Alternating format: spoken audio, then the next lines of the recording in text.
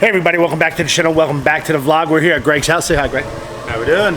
We're here today to install the Turbosmart blow valve. Sorry, it's getting a little froggy there.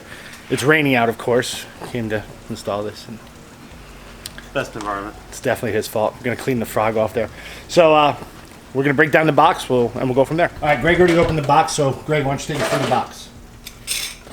Okay, let's see here. We got a good little breather. We got a 3-port system from Turbosmart. This is actually a really nice unit.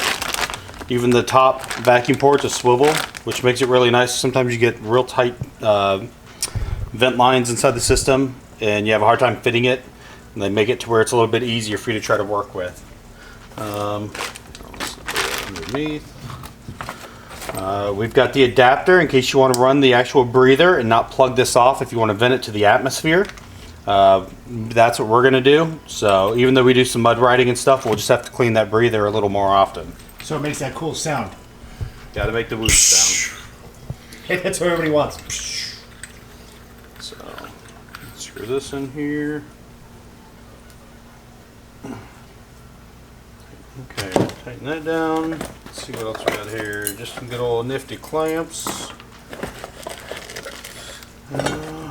Washers. I'd have to see what the washers are honestly for. I'm thinking probably for spring pressure in case you got to tighten up, take the top cap off and tighten up the spring pressure a little bit. That's probably what they use those for. So, but we'll play with those later. First off, I guess we'll go ahead and put the breather on it. So, since we know we're going to run it. Now explain which side it goes and why. So on this one here, it's got a. I'll get this back off. So on this one here, you got your boost pressure side where it actually comes in, and if you look, you can actually, as you can see, where the pressure actually it's going to relieve it. So you got to make sure this is on the boost side, and then this goes back to the exhaust side or intake side to blow it back into the system. So which is kind of nice. Some of the blow-off valves out there just have a 2-port one, where this one you still utilize both factory ports, and then you can either block it off or vent it to the atmosphere. So it works out really nice. Instead of plugging the one line in the system, it makes it so everything's still used the way kind of factory, but then you get to choose if you want to vent it to the atmosphere or not. So you screw that on, hand tight, and you put the breather on. All right. What tools are you gonna need, Greg? So we use the Phillips. I used 2 different sizes. Wasn't sure which one. The larger one actually worked a little bit better. I used a flathead also to help pry the old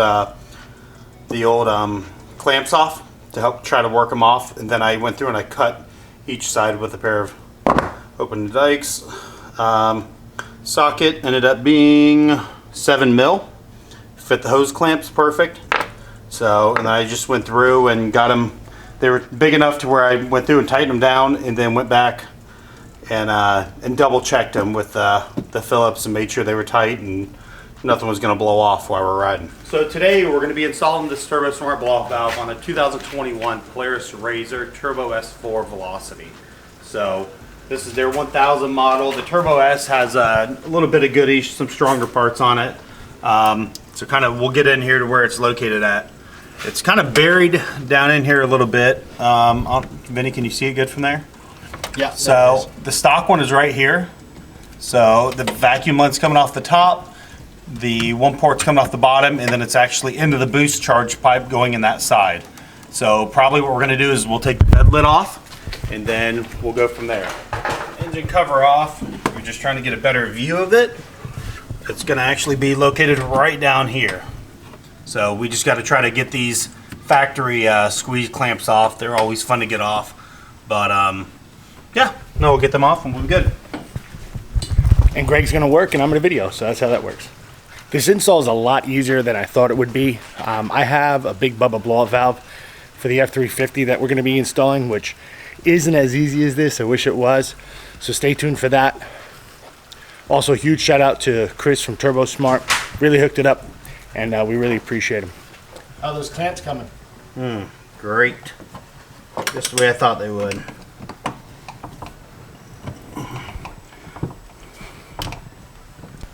So here's the factory one. We just got it out.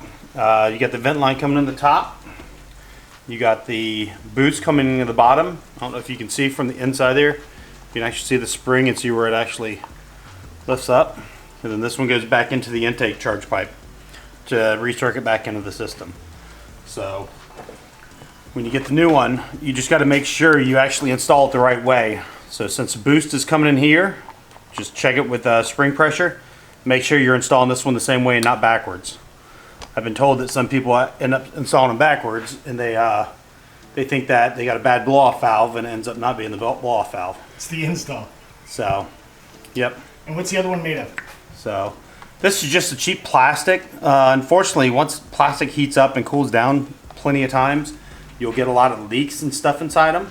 So that's the big thing on why you go with the aftermarket one. That one's aluminum. Yeah, this is like aircraft grade aluminum. It's really nice stuff, and you'll have no leak pressures, no boost pressures at all leak. And retails for So. 200 and change. Like 215, I think it was. So, but I mean, the quality itself. I mean, when you're looking at them both, it speaks volumes. So, but we're going to go through and swap the clamps out and get this one put in, and we'll go from there. How's it going, Gregory? It's going awesome. So, no, it's going fun. So just trying to get the clamps in. We had to change the clamps out. So they're factory clamp. So that's your factory one here. It's just like a factory squeeze clamp. Yeah. So it's a one-time use deal. So we had swapped them out and put the other ones on it. All right, what's happening now? Now we're going to tighten the bottom clamp that goes from the blow-off valve up to the back recircs it back into the intake tube. Right. So do you see it down there? Yeah, there it is. So there it is through the bottom. And then through the top, the only thing you really see through the top is the breather here. So when I put the engine cover back on, it'll sit right underneath the engine cover. And then we'll see. All right.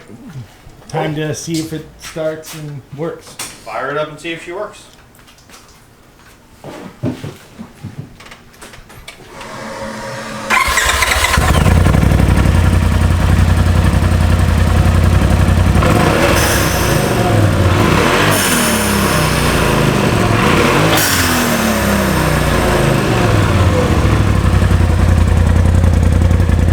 That sounds awesome. I think it works. So on a scale of 1 to 10, how hard to install? Scale of 1 to 10. It's just being patient. I would say on this one here, it's actually a pretty easy install. I mean, a 4. I mean, to me, I think it was a pretty easy install. It's just a matter of getting the factory clamps are the hardest part. Once you get the factory clamps off, the rest of it goes smooth. That was about 30 minutes? Yeah, we're almost 30 minutes on the nose to get it installed. All right, guys, thanks for watching. Greg's, thanks for installing. Turbosmart, thank you for hooking it up. Hope you guys have a great day. Please don't forget to like, share. Greatly appreciate it.